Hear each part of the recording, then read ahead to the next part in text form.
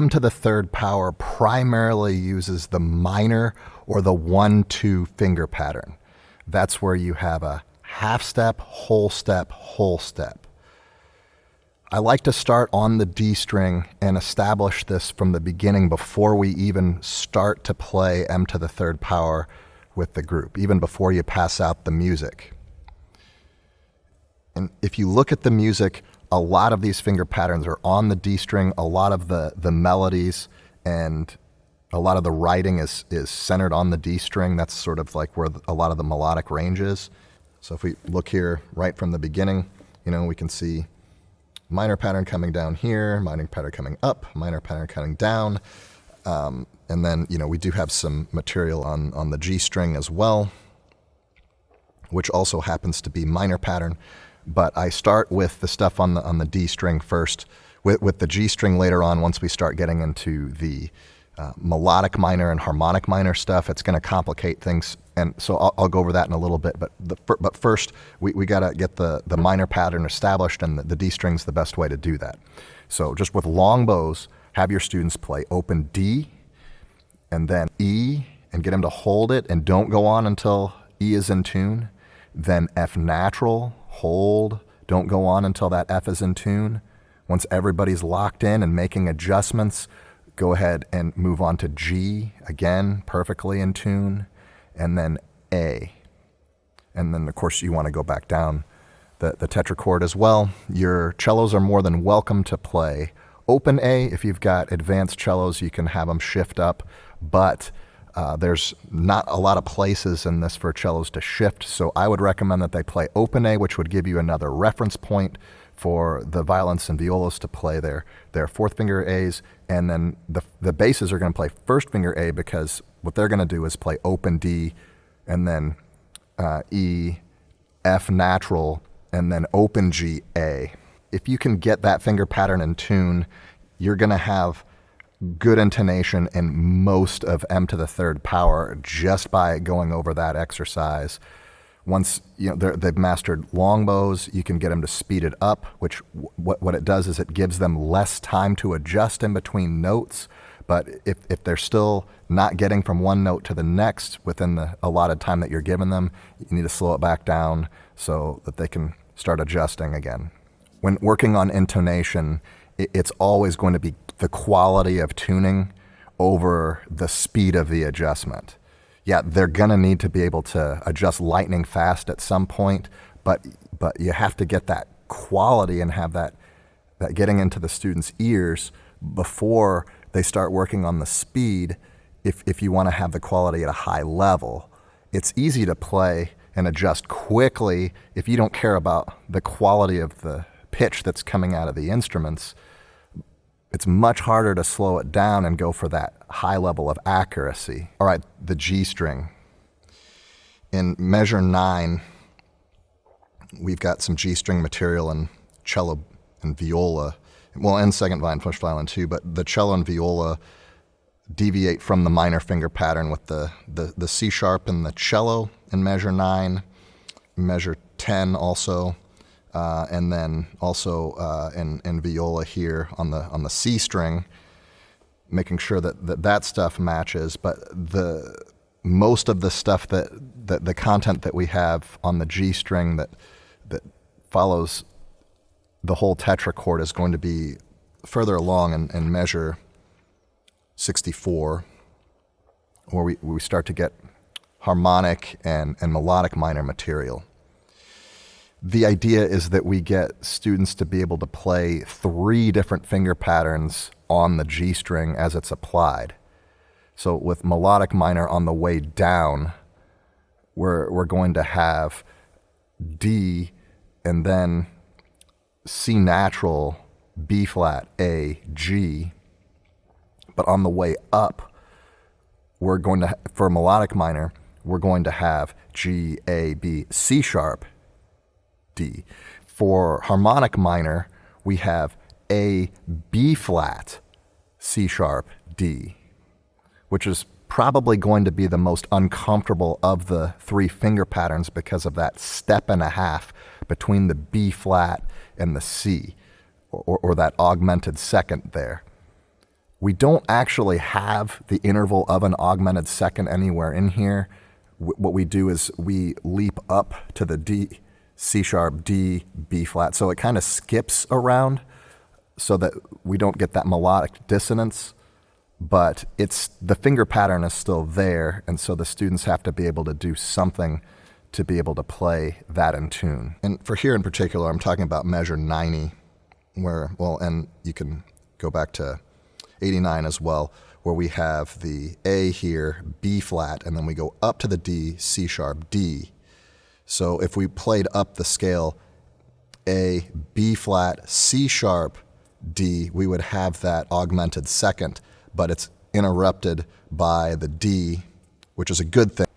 Harmonic seconds are dissonant, and that's also going to be harder to tune. So we get a note in between.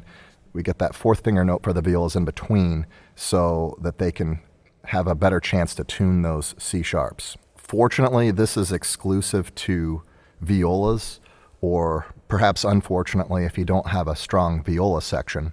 But if you don't, that's fine too, because it's doubled by the cellos, and it's in unison here, not in octaves, which could really help out.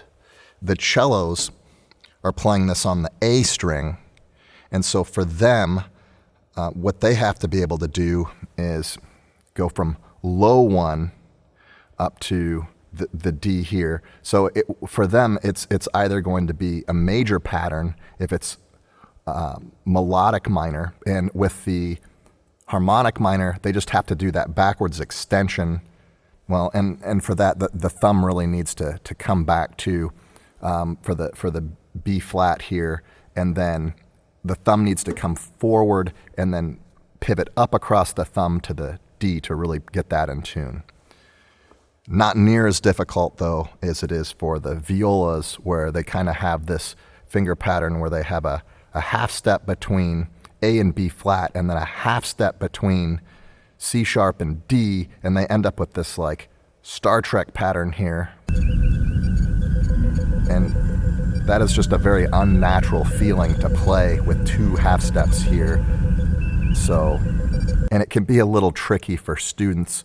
So we really need to practice it, and practice it with the cellos to get those tetrachords in tune.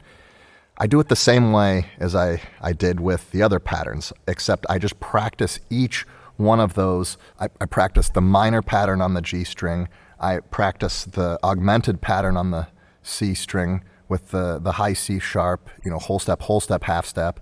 And I practice the Star Trek pattern on the G string with everybody in the orchestra, except for the basses. What I'll have them do is I'll have them play G on the E string and then play up and down so that they don't have to shift quite as much.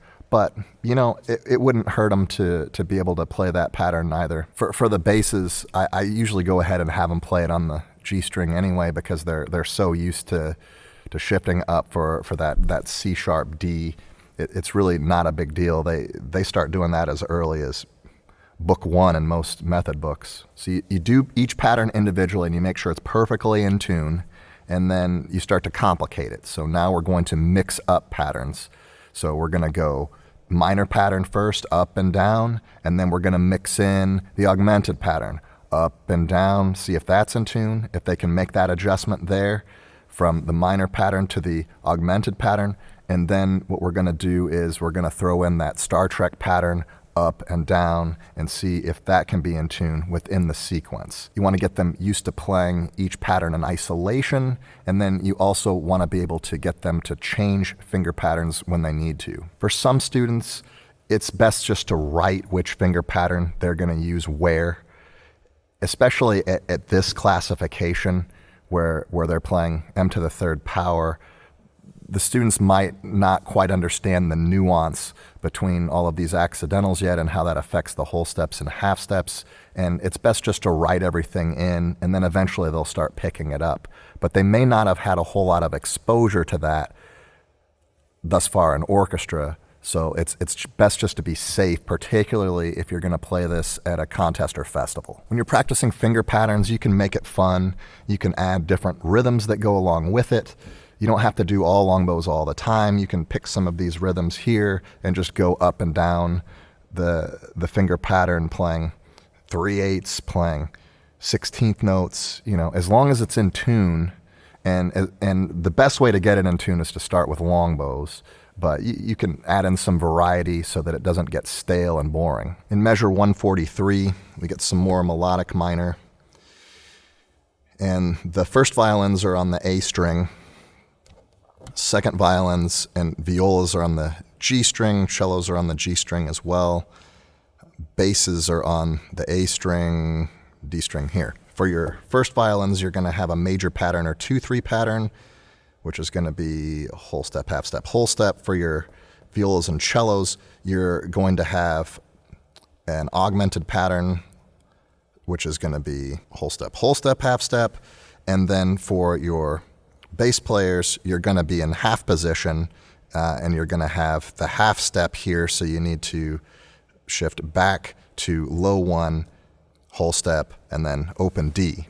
You've got basically 3 different finger patterns happening at the same time, and a good way to do that is just to practice it as long tones with everybody playing at the same time, and that way you can line up those octaves there. If something's out of tune in 143, the way it's orchestrated, it's going to be fairly obvious, and there's a lot of octaves and unisons in M to the 3rd power, so we really need to spend a lot of time on pitch and making sure that students understand what finger patterns they're supposed to be using and that they can play them in tune at the tempo required to play M to the 3rd power.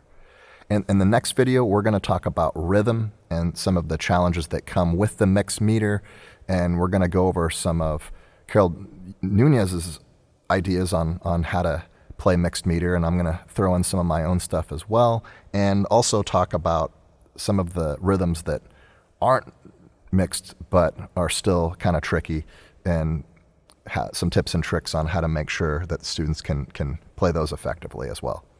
So we'll see you in the next one.